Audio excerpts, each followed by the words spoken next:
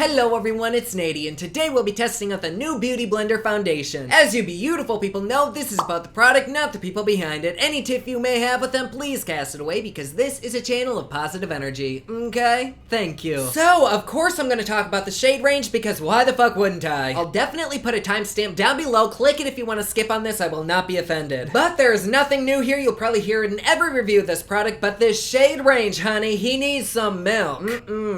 It does have a lot of shades, 32 of them to be exact, but a majority of the shades are actually really light. Like, this is definitely not an all-inclusive product, which really makes me sad. Like, in order for a lot of people to be able to use this product, they're gonna have to mix shades, which why the fuck would they do that when they can just hop their little ass to Sephora and pick their actual shade with a different brand? If this were like a smaller indie brand where the shade range is determined on what the brand can actually afford to put out, that's one thing. But this is a world-renowned company where people of literally every skin tone and probably every country uses their products. This isn't a small broke indie company, this is a big-ass company, which I'm only assuming here, but based on their packaging and whatnot, I'm guessing they probably could have afforded to add a few more shades. Especially because there are huge gaps in between shades, like noticeable steps. And sadly, this has been something that brands have been doing for so long, where there's like 25 light shades, 5 medium shades, and like 2 deep shades. And what's also sad is that I've only just recently, like within the last year or so, noticed it because of the people that I've started watching and following. Like, there really aren't major brands of foundation that don't have my shade because I'm light-skinned and brands often cater to light-skinned people. And you would think that I myself would choose the correct shade more often, but no. But it just really saddens me that people can't try this product that's being so hyped up and thrown around all over the internet. Like, it feels like I'm back in middle school. It's just stupid. And I also know a lot of people were really disappointed in the shade range because it came from a Latina owner, like that somehow makes a difference. I know this is kind of a side note, but I'm just so disappointed in people thinking that just because a brand is owned by a certain ethnicity or gender or people with certain sexual preferences that the product should be a certain way. It's not always about the people behind the brand, it's about the representation of the brand. And honestly, I feel like the shade range did speak volumes for the representation of Beauty Blender and not necessarily in a positive way. And please do not get me wrong, I'm not putting down the amazing accomplishments of anyone. Like, I applaud the fuck out of people who have the creativity to create products. But if we're looking for honest reviews, like I say earlier, you really have to disassociate the people behind the product from the product itself. Otherwise, it's just another product that the beauty community is manipulating you into thinking is actually good, and we do not want that. So, moral of the fucking story, unless you're a tiny little indie brand that can't afford to have a huge shade range, include more shades, like what the hell. And for fuck's sake, don't make huge gaps in between the shades. Like, this goes from like orangey yellow to straight up brown. Like, that ain't right. I guess I just thought that because their claim to fame was a product that blends out foundation, they would kill it in the shade game and come out with like 60 different shades. I don't know, it's just weird to me. Like, I appreciate the fact that they put out more than 10 shades, but it would have been nicer to see a few more medium and deep shades. But I do still really want to try this out and see how the formula is because it seems like it is so fucking hyped. And truthfully, I don't know who the fuck to believe anymore, so I have to try it for myself. I did order this straight from Sephora. I ordered 2 shades at $40 a piece, so it is a little bit expensive, but you do get quite a bit in here. Actually, no, this packaging is very deceiving. You only get 1 ounce in here, which is pretty typical. This has about 4.5 stars out of 5. Really not that bad. The lowest review says it's ashy on their brown skin. If they could give it 0 stars, they would. But they also say they picked the wrong shade. They said they picked 1.5, which is this shade. If you have brown skin, honey, that is your own damn fault. Others are saying it's a horrible shade match, though. Don't believe the hype. This whole line is pathetic. It only lasted 4 hours on the skin before it started breaking up. Sadly, pretty much every negative review on here is because of the shade range. Only a few of them are about the actual formula itself. Not even gonna act like I didn't see that coming. The 5-star reviewers, of course, say they love the shit out of this. This person even has extremely mature skin and it still looks amazing. It's not at all full cakey coverage. It's more like natural looking, which is perfect for daily use. That kind of makes me nervous because I'm a full coverage bitch. This person says, as a woman of color, it's difficult to find the right shade of foundation with the correct undertones. This works perfectly for them and it does not oxidize. It's lightweight and provides enough coverage to even out the skin tone, which is what they're looking for. And the packaging is absolutely ingenious. On the Sephora website, they say this is perfect for pretty much any type of skin, and they also say it's full coverage, which I'm pretty sure literally everybody says it's not. But it's matte and it wears for up to 24 hours. They say the best foundation is one that you can't see at all with a bare skin feel yet completely full coverage. This revolutionary weightless whipped liquid glides and bounces easily so it never looks cakey or fake no matter how little or how much you layer on. I picked up 2 different shades, 1.5 and 2.0, because when I did the color matcher online, really none of the shades looked like my color, so I honestly just held my hand up to the screen and picked. I'm thinking though that 1.5 is gonna be too light, so why don't we try 2.5? I'm probably still gonna end up looking like Casper, but just know the images online definitely are not true to how they are in person. And the little directions do say use a beauty blender to blend this out, but just like any foundation review, I think I'm gonna do a sponge on this side and a brush on this side. So let's go ahead and start on this side. I did already prime my face. I'm gonna go in with a damp sponge. I just love this packaging. Like, I definitely have to give them that. How the fuck do you get it out though? And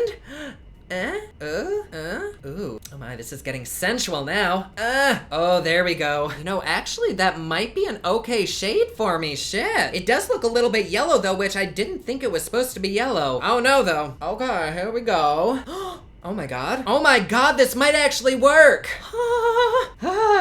Ooh, it doesn't really have a smell. That does seem to blend out into pretty much nothing. I mean, like, it doesn't look bad or anything. I don't know. Let me go in with more on my forehead. Okay. Oh shit. That's actually really pretty. It does have extremely light coverage. Like, I am slightly offended that they called this full coverage. It does have, like, light medium coverage, though. But fuck, I kind of love it. Let me try a few more squirts because they say you can layer this shit up. Oh, damn. Yeah, this is definitely too yellow for me. Why the fuck does this always fucking happen? Although when I just look at this half of my face, it doesn't look that yellow, but when I'm side to side, you can definitely tell that this one's more peachy. This is probably one of the best looking foundations on my skin that I have ever seen. Wow. And I have no idea if it's supposed to, but it kind of almost has like a powdery finish. So I'm guessing I don't have to set it with powder. Let's go in on the other side. I'm gonna start with 2 pumps and I'm gonna take it on a basic bitch foundation brush. Brush doesn't look that bad, but I think that you do kind of lose a little bit of the coverage. But actually using a brush looks a little bit more natural. Like, it looks more like my skin, but just better. So let's go in with a couple more little squirts. Wow, that looks so good. I think for the first time ever, I actually prefer the brush side, which is really weird because it's a Beauty Blender product. But to me, this side doesn't have quite as much coverage, but on my skin, it looks so much more natural. Like, it just looks like my skin. What do you think? Yes? Yes? I do like both sides. Like, both of them look very good. It made my skin look beautiful. I kind of want to do one more layer, but I think I'm actually going to use a brush over my entire face and do like 2 more squirts. It's kind of a lot, but just like they said, it really doesn't seem to be caking up. Like, it's just giving you a little bit more coverage. Titty, that looks good. Wow. And it's probably because I added so many layers, but it does kind of want to settle into fine lines. It's definitely not the worst that I've seen for doing that, but I feel like if you keep kind of patting it out until it dries, it won't really sink into those lines. Wow. That looks good. In fact, it's kind of giving my Dior Backstage foundation a run for its money. Although it is the same price and you get a lot more in that, so I don't know. But here we have it. I am honestly very, very impressed. Like, I was hoping that this would be a really good product despite the shade range, and I'm not mad at how this is looking. Like, it looks beautiful. It is still a little bit tacky, so I don't know. Should I set it with a powder or just leave it and let it dry more? Shit, I don't know. Let's just take a little bit of translucent pressed powder on this MAC, whatever the fuck it is, brush, and I'm just gonna take it on this side of my face and just lightly dust it on. And then on the other side, I'm just gonna leave it plain and see how it wears throughout the day. Although setting it with powder really didn't do anything negative to it, like it didn't really do much to it, but it doesn't look any worse. So let's go in with a little bit of concealer on each side, and I'm just realizing that I put powder under this side, so I'm sorry about that, my fucking bad. But I'm gonna take my all-time favorite at the moment, which is Too Faced's Born This Way in the shade Vanilla. And you know what? At this point, I did pretty much set my entire face with powder, so sorry about that. And for days like today, when the focus really isn't on the eyes, I like to keep it kind of on the simple glam side. So I primed my eyes with NYX's Shadow Base, and now I'm going to go in with some Mater Makeup Labs cosmetics. And I'm gonna start by dipping into this beautiful reddish shade right here called Clot, and I'm gonna pack it right here on the outer corner. My God. Then with a small pencil brush, I'm going to dip into this other beautiful red called Scab and just lightly blend those edges out. No, this is not sponsored, but I absolutely love the fuck out of them. They did send this my way for free, but it's just a cute little small indie brand that I absolutely love, and the quality is so fucking good. Then with a clean fluffy brush, this is the Moda Pro BMX 430 crease. I'm gonna dip into, what was this? Rose and Rot. I love that color. It's like a beautiful mauve, and we're gonna go ahead and blend that all over the crease. And let's go ahead and blend some of that lighter red right on the lower lash line. And if I had the product for it, I would turn this into like a glossy, vampy look, but I'm not about to have sticky eyes for 5 hours, so fuck that. Instead, I'm gonna cut the inner crease and put some shimmer there, like always. And for that shimmer, let's dip into Serotonin. And then right on the inner corner, a bit of Red Rum. Ooh, bitch, that wing though, I could cut a fucking diamond. And here we are with the final look. For lips, I ended up going in with ColourPop's Boy and Appy. But I always like my eye look so much better when I'm not reviewing eyeshadow palettes. What the hell? Anyways, this is what the foundation looks like with everything everything on, I think it is so fucking beautiful. Like, it looks so damn natural. I mean, as natural as you can look with makeup on. Even though I put like 3 layers on, it does not look cakey. It is definitely seeping into my fine lines there, but that is kind of to be expected. So far, I'm actually very impressed. Let's go ahead and do wear time tests with this. I will see you in just a second. And we are back. It has been several hours. It is extremely late, and I'm ready to take this off. I've had this on for like 6.5 hours now, and it doesn't look that bad, but it definitely does not look that great. It's definitely settling into my fine lines and really accentuating them, especially on my forehead, but I will say that the lines don't seem to be as noticeable on the side that I powdered. No idea if that's just coincidental or what, but on my nose, it doesn't look that good. What do you think? I mean, from a distance, I think it looks very, very pretty. It makes my skin look porcelain. But if you were to ever be kissed with this on, they might think you look like a pair of saggy balls. These wrinkles just, I have pretty normal skin. Like, it's not oily, it's not super dry, yet it's still kind of separating in my T-zone, which that doesn't really happen that often. I personally don't think that I would wear this all day, like out in public. Like, if I worked a normal 9 to 5, I don't know that I would trust this to last throughout the entire day. That might be because I did apply quite a few layers. Maybe if you just applied like 1 layer and got a nice natural finish, that would be one thing, but layered up,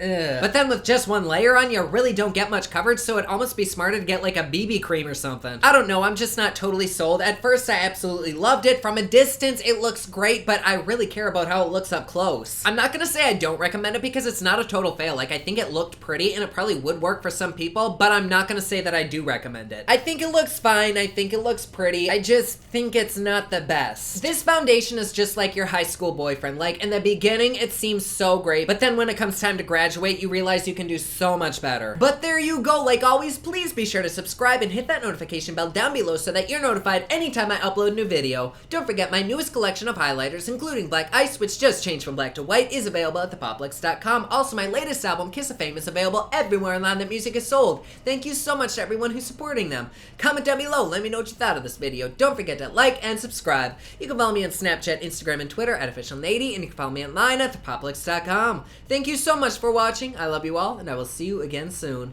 Bye.